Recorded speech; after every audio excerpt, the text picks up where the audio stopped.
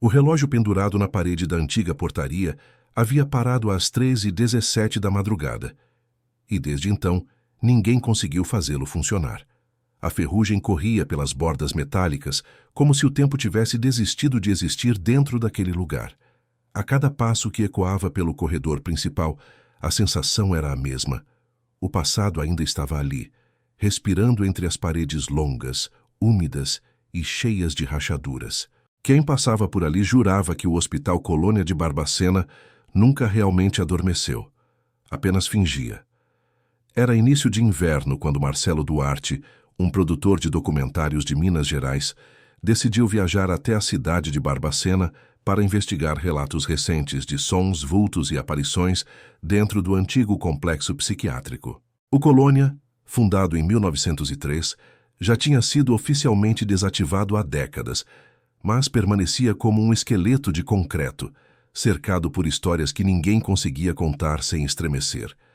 Marcelo sabia que grande parte do que aconteceu ali havia sido apagado dos registros oficiais, mas não do imaginário das famílias que perderam parentes entre aqueles portões. A cidade era pequena, tranquila, com ruas de paralelepípedo e casas antigas preservadas, mas quem caminhava pelas proximidades do Colônia sentia um peso no ar, como se algo observasse cada movimento. Os moradores mais velhos, quando questionados, desviavam o olhar e mudavam de assunto. Ninguém gostava de falar sobre o hospital. Ninguém. Marcelo começou sua investigação pelo pátio principal. O vento que soprava entre as janelas quebradas parecia trazer uma mistura de frio e sussurros. Às vezes, a brisa carregava um cheiro estranho, algo entre mofo e um leve odor metálico, que fazia o estômago revirar. Ele acendeu a lanterna mesmo sendo dia, porque a claridade parecia nunca alcançar as partes mais profundas do prédio. Enquanto caminhava, notou uma porta que balançava lentamente, rangendo, mesmo não havendo vento suficiente para movê-la. O som, contínuo e lento, incomodava profundamente. Era como se alguém a abrisse e fechasse, mas sempre sem força suficiente para completar o movimento. No corredor à esquerda, uma gota de água caiu do teto. Mas, quando ele iluminou o local, percebeu que não havia infiltração, nem marcas de umidade.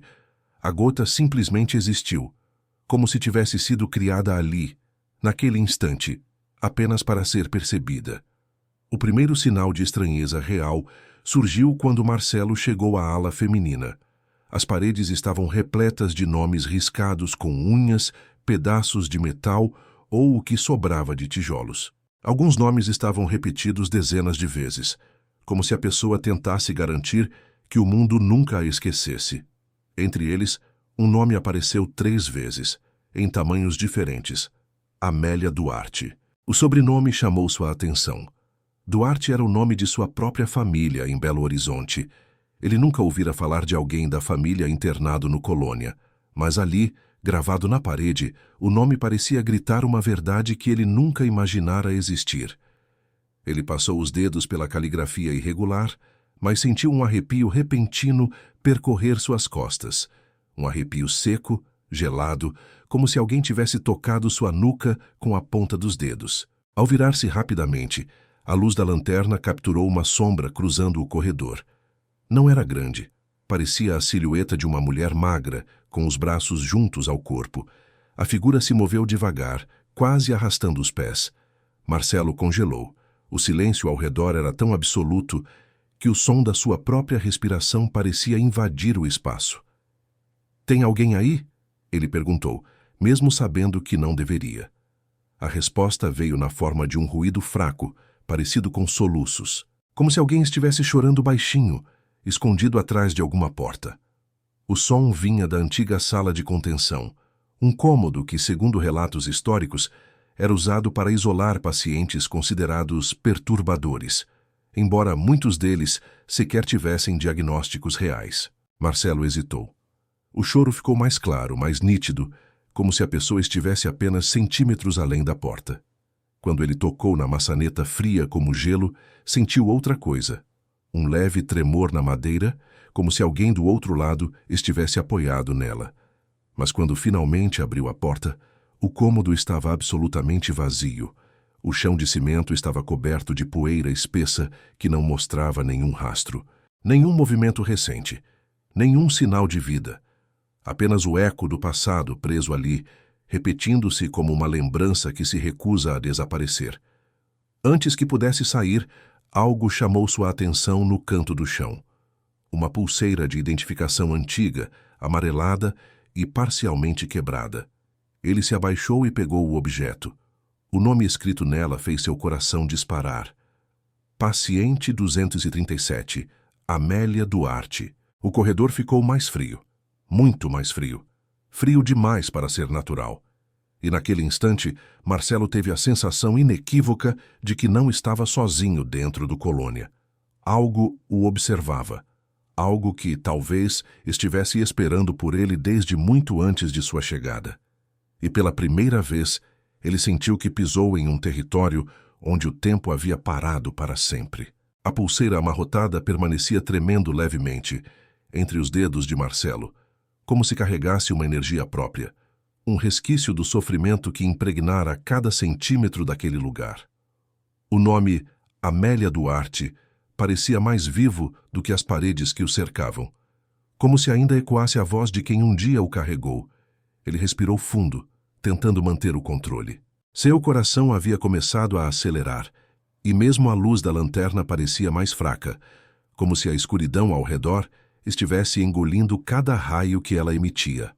Marcelo decidiu sair da sala de contenção e caminhar até o pátio interno, onde a estrutura do telhado deixava entrar uma fresta maior de luz natural. Mas cada passo que dava era acompanhado por algo sutil, um murmúrio tímido, um roçar de pano, um eco distante que não combinava com um prédio abandonado. Por um instante, teve a sensação de que alguém caminhava muito calmamente atrás dele, mas quando virava rápido, só encontrava corredores vazios, frios, silenciosos. Do lado de fora, o vento trouxe um estalo forte, como uma porta batendo violentamente. O susto fez sua lanterna tremer nas mãos. Ele olhou ao redor para entender de onde o som viera e finalmente avistou uma senhora atravessando a entrada principal do Colônia. Ela caminhava curvada, com passos lentos, segurando uma sacola plástica e usando um casaco preto surrado. Seus cabelos brancos escapavam em fios rebeldes de um lenço azul claro amarrado à cabeça. Era Dona Conceição, uma moradora antiga da região, conhecida por visitar o hospital mesmo após seu fechamento. Marcelo a reconheceu por fotos e entrevistas antigas, mas nunca imaginou que a encontraria ali, justamente naquele momento. "O senhor não devia estar aqui sozinho", ela murmurou, sem sequer levantar o olhar. "A senhora é Dona Conceição?" Marcelo perguntou, aproximando-se com cuidado. "Eu estou fazendo uma pesquisa sobre a história do Colônia. Vim gravar algumas imagens." A velha finalmente ergueu o rosto. Seus olhos, embora cansados, tinham uma profundidade inquietante, como se carregassem décadas de segredos que ninguém mais suportaria ouvir. "É história", ela repetiu com uma ironia amarga. "Aqui dentro tudo que restou foram gritos, os que ecoam e os que ninguém quer admitir." Marcelo engoliu seco, mas continuou. "A senhora conheceu Amélia Duarte?" A velha parou. A expressão dela mudou, como se uma lembrança antiga e dolorosa tivesse sido puxada de dentro do peito. "Sabia que esse nome ia voltar", ela sussurrou fazendo o sinal da cruz. "Eu disse que ia, sempre volta, quando alguém da família pisa aqui dentro." Antes que Marcelo tivesse chance de perguntar, ela desviou o olhar para o corredor atrás dele e franziu a testa. "Você ouviu isso?" Marcelo virou imediatamente, mas só encontrou o caminho vazio. "Ouviu o quê?"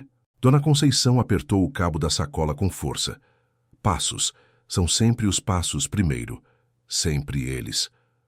O vento se ergueu, frio e cortante, e junto dele, algo aconteceu. Todas as portas ao longo do corredor bateram ao mesmo tempo. Um estrondo coletivo, profundo, que fez o chão tremer e levantou poeira de décadas. Marcelo deu um pulo para trás, segurando a lanterna com firmeza. Dona Conceição fechou os olhos, como se já esperasse por aquilo. "Ela", a velha murmurou. "Foi assim da última vez também." A frase ficou pairando no ar junto com o cheiro estranho que invadiu o ambiente.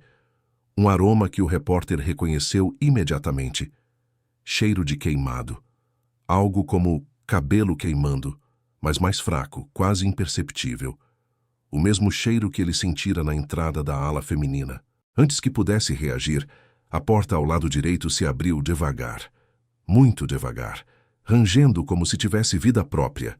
Dentro da sala, algo caiu no chão com um impacto seco. Marcelo iluminou com a lanterna e viu uma cadeira metálica tombada, como se tivesse sido empurrada por alguém segundos antes. Mas o que mais chamou sua atenção foi o porta-retratos caído ao lado da cadeira. Marcelo pegou o objeto e virou, revelando uma fotografia antiga, em preto e branco, mostrando um grupo de pacientes em fila. A maioria tinha os rostos desfocados pelo tempo, exceto um. No canto direito da imagem, uma mulher jovem, magra, com os olhos muito abertos e expressão de desespero, parecia encarar a câmera.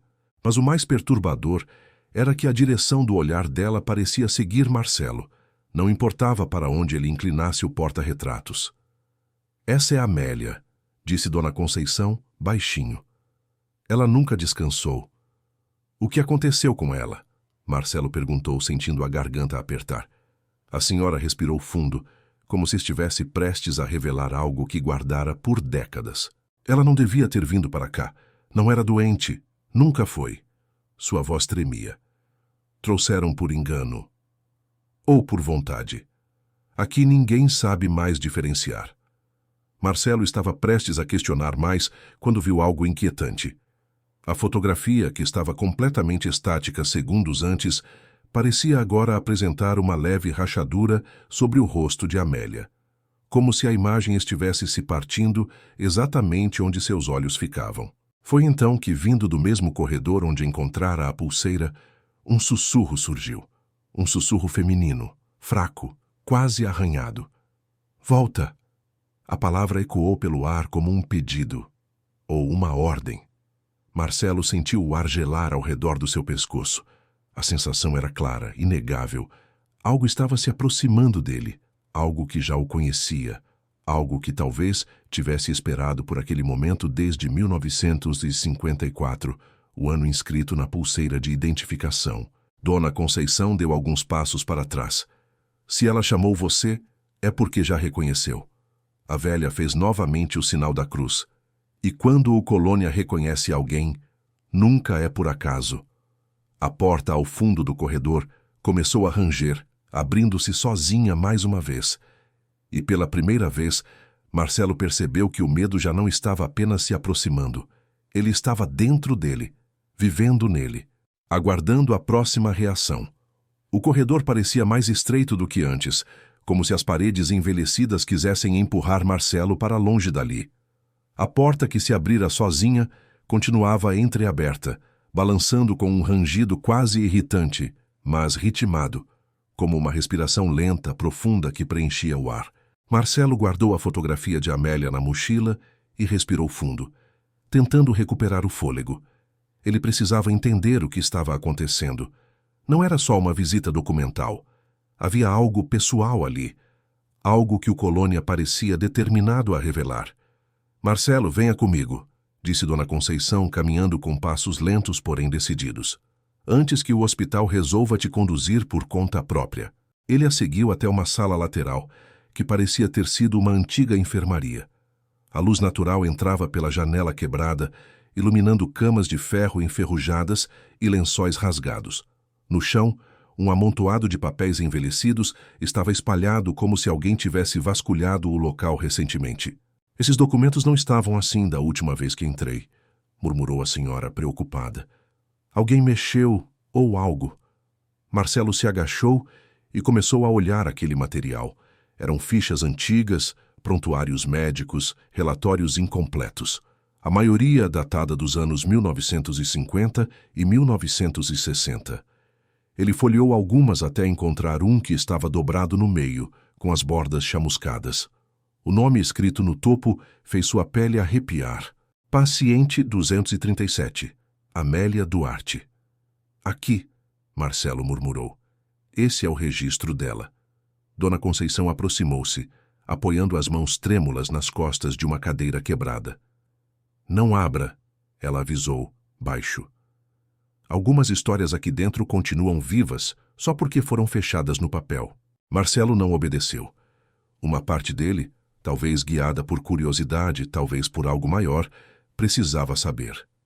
Quando abriu o prontuário, uma folha solta deslizou para fora. Era uma fotografia antiga, mais clara que a outra, mostrando Amélia em pé, com as mãos presas por faixas de contenção. Os olhos dela pareciam suplicar, não pela câmera, mas por alguém específico. E Marcelo sentiu aquela súplica dentro de si como um peso se instalando no peito. O relatório trazia informações incoerentes. Paciente dá sinais de lucidez. Internação indevida questionada. Transferência não autorizada. Paciente solicita contato com família Duarte, Belo Horizonte. Ele leu novamente, sentindo o ar faltar. Família Duarte. A dele. Meu Deus, Marcelo sussurrou.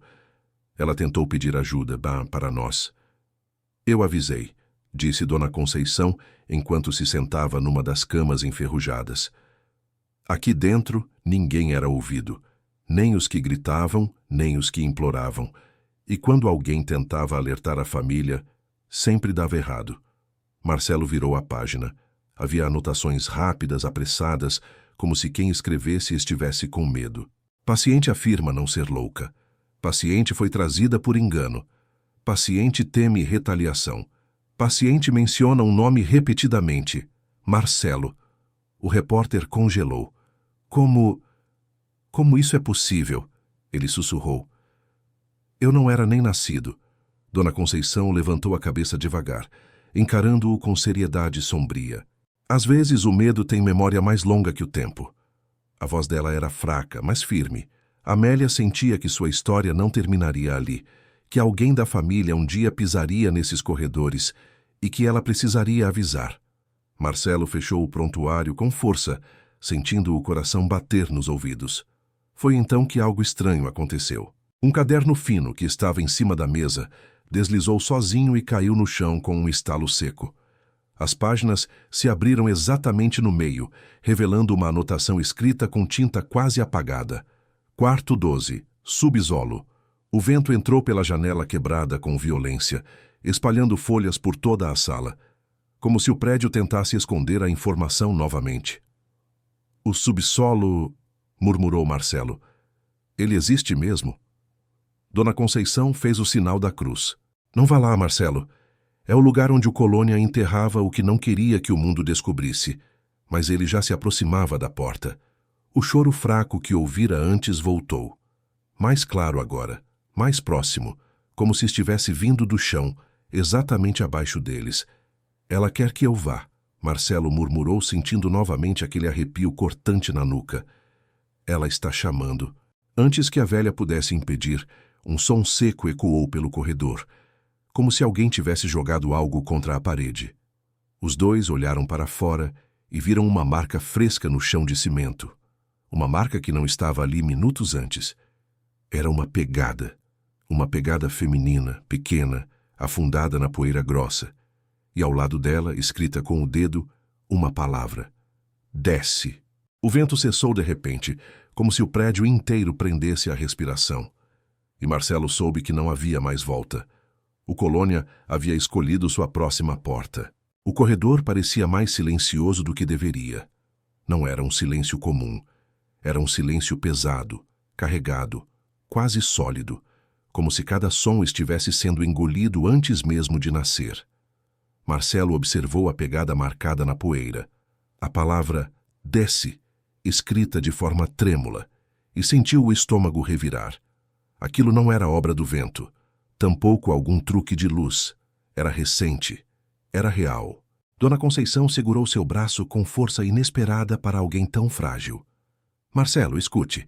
O subsolo não é só um lugar escondido. Ele é o que sobrou da parte mais escura do Colônia. A maioria nem sabe que existiu. A entrada foi lacrada depois da interdição. Se você for, vai encontrar mais do que procura. Ele puxou o braço delicadamente. Eu preciso ver. Preciso entender por que Amélia me chamou aqui. A velha suspirou derrotada. Havia em seu olhar uma mistura de medo, culpa e resignação, como se ela mesma tivesse lutado contra aquilo por anos e agora estivesse vendo a história repetir-se sem poder impedir. Então vamos, ela murmurou, mas saiba, lá embaixo as coisas não obedecem ao tempo, e nem às pessoas. Seguiram pelo corredor, onde portas antigas pareciam observá-los como olhos vazios. Quanto mais se aproximavam da ala antiga de terapia ocupacional, mais o cheiro de mofo e ferrugem aumentava. Algo ali parecia apodrecido, mas não no sentido físico. Era um cheiro de abandono emocional, de dor impregnada no ar. Ao chegarem a uma das paredes do fundo, Dona Conceição apontou para uma porta de madeira grossa, completamente trancada por tábuas cruzadas e pregos tortos. A entrada era aí, mas alguém reforçou e tem coisa que nem os administradores queriam que viesse à tona. Marcelo aproximou-se, iluminando com a lanterna. A madeira tinha arranhões profundos, alguns longos, outros curtos, como se mãos desesperadas tivessem tentado sair dali muito tempo atrás. Isso foi feito por pacientes? Ele perguntou, engolindo em seco. Alguns chamavam isso de a boca da casa. Diziam que quem descia às vezes voltava, mas não inteiro. Ela desviou os olhos. Eu mesma escutava gritos daqui. Por anos. Antes que Marcelo pudesse tocar as tábuas, algo interrompeu o momento. Um estrondo ecoou vindouro da ala masculina. Não era forte o suficiente para parecer uma queda de parede, mas pesado o suficiente para soar como móveis sendo arrastados. A lanterna de Marcelo tremeu em sua mão. Não estamos sozinhos, ele disse baixinho. Ninguém nunca está sozinho aqui dentro, respondeu Dona Conceição, menos como uma frase de efeito e mais como um fato inevitável. Marcelo apontou a lanterna para o corredor. A luz iluminou poeira suspensa, e mais pegadas. Agora, não apenas uma, 3. Pequenas, descalças, alinhadas na direção oposta, como se alguém tivesse surgido do fundo do prédio e passado por ali enquanto eles conversavam. Isso não faz sentido, Marcelo murmurou. Aqui dentro nada faz, disse a velha, fechando a sacola contra o peito como se fosse um escudo. Mas tudo se repete, sempre se repete. Ele seguiu a trilha das pegadas por alguns metros, até que algo chamou sua atenção. Uma porta que antes estava encostada agora balançava aberta, lentamente, ritmicamente, um movimento impossível para um prédio abandonado sem correntes de ar.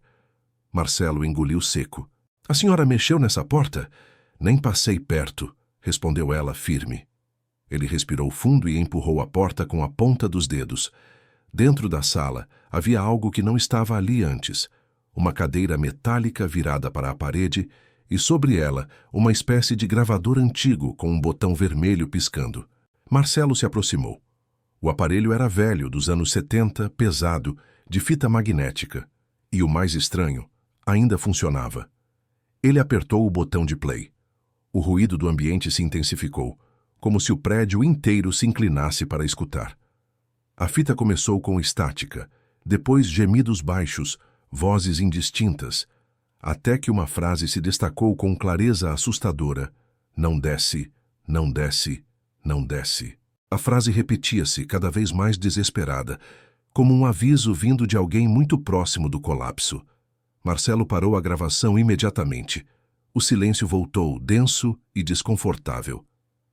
Quem gravou isso? Ele perguntou. Esse aparelho era usado pelos funcionários do hospital, explicou Dona Conceição. Alguns pacientes gravavam relatos dos dias, dos delírios e dos abusos. Mas esse eu nunca ouvi.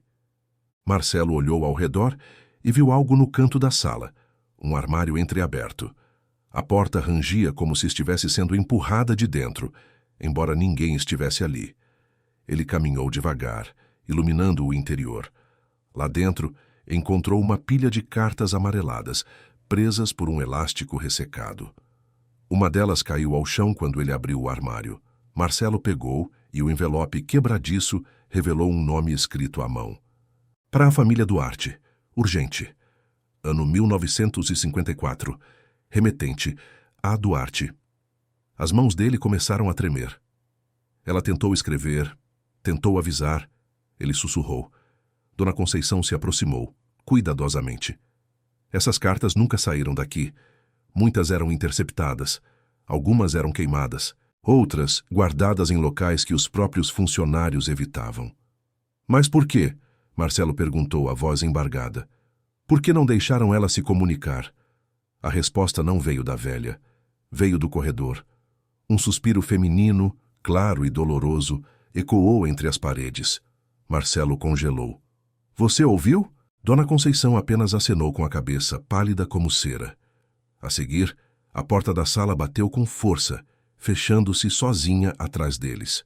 O som ecoou por todo o prédio, fazendo o chão tremer levemente. Dona Conceição apertou o braço de Marcelo novamente. O Colônia está mostrando, mas também está escondendo.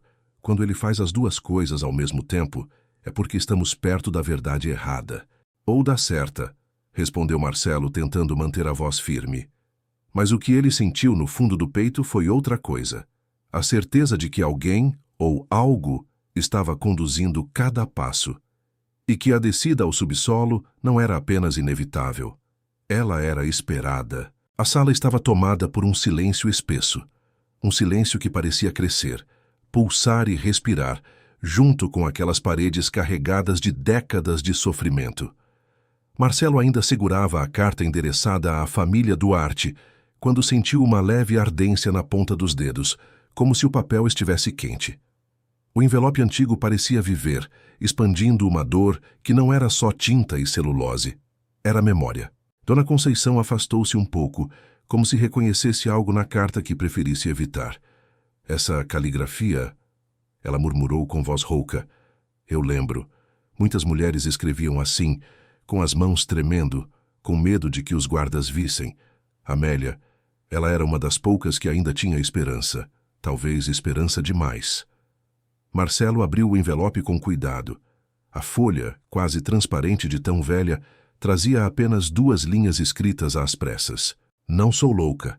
Me tiraram daqui, não esqueçam de mim. Um arrepio atravessou a espinha de Marcelo como um golpe frio. Ele sentiu uma pressão no peito, como se algo dentro dele reconhecesse aquelas palavras, como se fossem destinadas especificamente a ele, e não à família de 1954. Por que ninguém nunca procurou ela? Ele perguntou mais para si do que para a velha. Muitas famílias procuraram, respondeu Dona Conceição. Mas nem sempre podiam entrar, nem sempre recebiam respostas, e às vezes diziam que a pessoa nem estava ali, mesmo quando estava. O Colônia engolia gente e devolvia só o silêncio. Marcelo guardou a carta com cuidado, como se carregasse um pedaço da alma de Amélia. Então, a velha caminhou até a parede da sala e afastou um pano velho que estava preso por um prego. Atrás dele havia uma pintura apagada, feita com carvão. Uma figura feminina, com braços magros, segurando algo no colo. Marcelo apontou a lanterna e observou os traços desordenados. Isso aqui é Amélia? Ele perguntou. Não só ela, respondeu a senhora. Muitos desenhavam as mães, os filhos, as pessoas que nunca mais veriam. O que você está vendo aí não é só um desenho. É uma lembrança que se recusou a morrer. Ao iluminar melhor, Marcelo percebeu um detalhe sinistro. O objeto no colo da mulher parecia ser um bebê, mas o desenho era rasurado, como se alguém tivesse tentado apagar parte dele com unhas ou pedras. A forma estava incompleta, distorcida, como uma memória que não deveria existir. Ela tinha um filho? Marcelo perguntou com o coração acelerado. A velha fechou os olhos, respirando fundo. Diziam que sim, mas ninguém sabe se era verdade, ou se era o que ela mais queria acreditar. Ela olhou para o chão. Alguns pacientes, quando chegavam aqui, já vinham destruídos da vida lá fora. Outros perdiam tudo quando entravam. Algumas mulheres chegavam grávidas e... Ela parou, engolindo seco. E nunca saíam com seus filhos. O ar ficou pesado de novo. O prédio inteiro parecia suspirar diante daquela confissão. De repente, um som de metal arranhando ecoou do corredor. Longo, arrastado, como se alguém puxasse uma corrente enferrujada. Marcelo e Dona Conceição se viraram ao mesmo tempo. A velha segurou seu braço, assustada. Esse som não fazia parte das noites aqui, ela disse. Significava que estavam levando alguém. Ninguém queria ouvir. O som parou abruptamente. E então, 3 batidas surgiram atrás da parede. 3 batidas secas, firmes, vindo de dentro do concreto. Marcelo apontou a lanterna e percebeu uma rachadura vertical na parede, quase imperceptível. Quando se aproximou, sentiu uma leve corrente de ar frio saindo dali. Tem algo atrás dessa parede, ele disse. Não é algo, é alguém, Dona Conceição murmurou. Parte dos registros dos mortos e dos vivos foi escondida atrás de paredes falsas. Quando o governo fez as primeiras investigações, encontraram nichos, caixas, ossadas, mas nunca abriram tudo. Marcelo colocou a mão sobre a rachadura. O concreto parecia pulsar, levemente quente em alguns pontos e gelado em outros. Então, o vento correu pelo corredor e uma porta distante bateu com força. A velha suspirou, como se estivesse quase cansada demais de sentir medo. Marcelo, se você quer entender Amélia, precisa ir aonde ela foi levada pela última vez. Ela disse lentamente. Precisa ir ao subsolo. A senhora vai descer comigo? Ele perguntou. Não. A resposta veio imediata, carregada de décadas de trauma. Meu corpo não aguenta mais, e minha alma já carregou lembranças demais desse lugar. Mas vou te mostrar onde fica a entrada. O resto, você vai ter que enfrentar sozinho. Ela caminhou até o fundo da sala e puxou um armário antigo, revelando uma porta baixa com uma tranca metálica coberta de poeira. Ela parecia pequena demais para ser uma passagem de verdade, mas sua presença era sombria, quase hostil. Aqui, a velha disse. Essa é a entrada antiga. Foi lacrada depois de uma tragédia. Uma das que ninguém fala. Qual tragédia? Marcelo perguntou. A senhora permaneceu em silêncio por alguns segundos longos, como se um fantasma pessoal estivesse prestes a atravessar sua garganta. O dia em que mais de 30 pacientes desapareceram, na mesma noite. Ela finalmente respondeu. Disseram que fugiram, mas ninguém acreditou. Alguns funcionários juraram ouvir gritos vindo do subsolo por noites seguidas. Depois, tudo ficou em silêncio. Um estalo seco ecoou bem atrás deles, como se alguém tivesse batido na parede novamente. Marcelo se abaixou na frente da porta pequena. A lanterna iluminou marcas profundas de unhas ao redor da tranca, como se pessoas tivessem tentado abrir aquilo desesperadamente. Ele passou a mão pelas marcas e sentiu uma sensação quase elétrica, como se estivesse tocando o passado direto na pele. Dona Conceição colocou a mão em seu ombro. Eu não posso te impedir, mas lembre-se, o Colônia não quer que você descubra a verdade. Ele sempre lutou contra isso. Marcelo respirou fundo, segurou o cadeado enferrujado e ouviu um clique suave, como se a porta tivesse esperado por ele durante todos esses anos. O cadeado não deveria ter se movido. Estava velho demais, oxidado demais, preso ao metal por décadas. E mesmo assim, quando Marcelo segurou a trava, ela cedeu com um pequeno estalo, como se estivesse apenas esperando a mão certa, o toque certo, ou a pessoa certa. A porta baixinha se abriu lentamente, liberando um bafo de ar frio e denso que escapou como um suspiro de alguém que havia sido trancado ali por muito tempo. Era um cheiro forte de mofo, terra úmida e algo agridoce, que lembrava vagamente flores mortas. Marcelo apontou a lanterna para dentro. O feixe de luz revelou uma escada estreita, de cimento rachado, descendo em direção a uma escuridão compacta. A sombra parecia engolir a luz, absorvê-la, como se lá embaixo não existisse espaço para claridade. Dona Conceição parou na porta, tremendo levemente. É aqui, disse em voz fraca. O corredor dos esquecidos. Marcelo virou o rosto para ela. A senhora nunca desceu? Nunca. A resposta veio como um sussurro assustado. Nem quando era mais jovem. Muitos desceram, poucos voltaram. E os que voltavam, não voltavam inteiros. Ela deu um passo atrás, como se algo invisível puxasse suas forças. Eu fico aqui, murmurou. Meus joelhos não iriam me levar adiante. E minha sanidade, menos ainda. Marcelo assentiu, engolindo o medo que subia pela garganta. Ele apoiou a mão na parede úmida e começou a descer os degraus. A cada passo, o ar ficava mais frio, mais pesado, mais espesso. O cheiro de terra aumentava, misturado a um leve odor de ferrugem que queimava as narinas. Quando alcançou o fim da escada, Ouviu o som da porta se fechando lentamente atrás dele. A última fresta de luz do andar superior sumiu, deixando apenas a lanterna tremendo em sua mão. Ele respirou fundo e avançou. O subsolo era um corredor longo, estreito, com paredes de concreto marcadas por infiltrações antigas. A água escorria em filetes finos, criando um som contínuo e abafado, como gotas de lágrimas batendo no chão. Era um ambiente silencioso, mas não um silêncio vazio, um silêncio cheio de presença. Marcelo iluminou as paredes e percebeu algo estranho. Símbolos riscados, números, nomes, datas. Alguns pareciam escritos às pressas, outros profundamente gravados com objetos pontiagudos. E em vários pontos havia marcas semelhantes às da porta lá de cima, arranhões de unhas, algumas tão profundas que arrancaram pedaços do concreto. O coração dele acelerou. Um arrepio frio percorreu sua espinha. Meu Deus! O eco da própria voz voltou distorcido, como se o ambiente respirasse junto com ele. No fundo do corredor havia uma porta de ferro.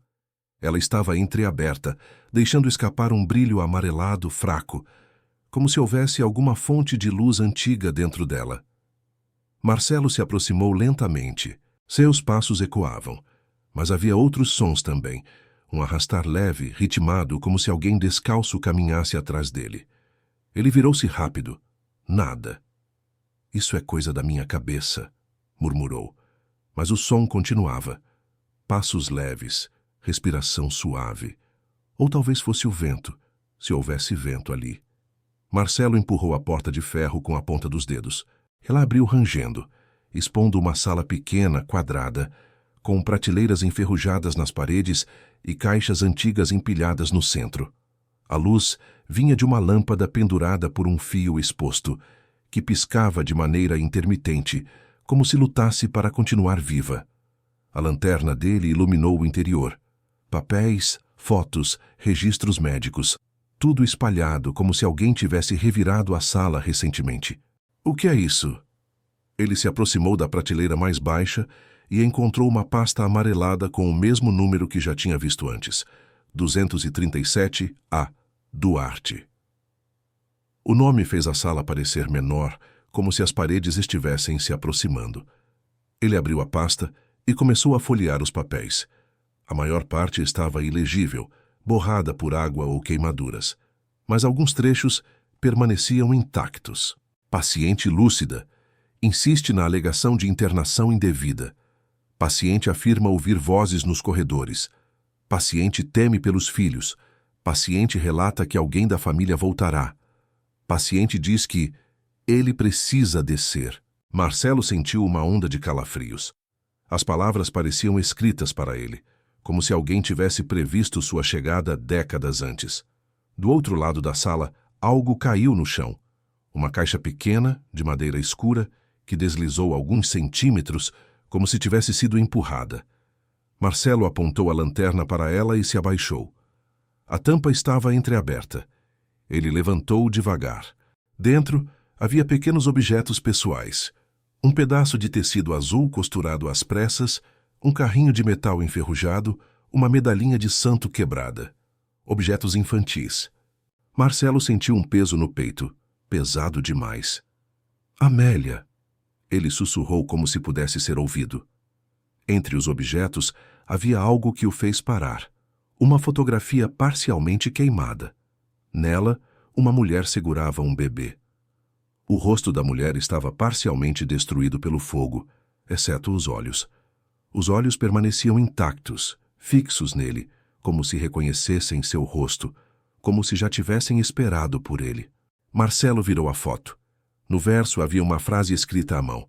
Ele leva as crianças. A lâmpada na sala piscou violentamente, quase apagando. Um estalo ecoou pelo corredor. E foi então que Marcelo ouviu, com clareza absoluta, uma voz feminina, baixa, cortada pela dor. Marcelo!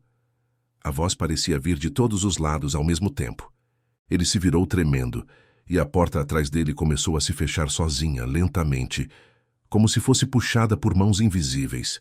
O rangido encheu a sala, Marcelo correu até a porta e a segurou, impedindo que fechasse completamente. Sua respiração estava rápida, tensa, mas ele não soltou a porta. Forçou-a aberta mais uma vez, apesar da força contrária que parecia empurrá-la. Quando conseguiu abrir, o corredor estava mais escuro do que antes. A lanterna iluminou algo no chão, a alguns metros de distância. Uma marca, não uma pegada humana. Parecia uma marca de dedos finos arrastados pelo concreto. 5 linhas longas, profundas, como se alguém tivesse sido puxado para dentro da escuridão.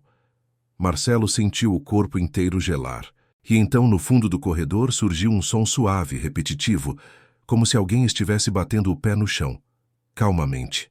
Tac, tac, tac. O ritmo de alguém impaciente, ou de alguém esperando. Quem está aí? Marcelo gritou com a voz falhando. O som parou, e o corredor respondeu com outro som. Um suspiro, feminino, quase dolorido. Não está sozinho.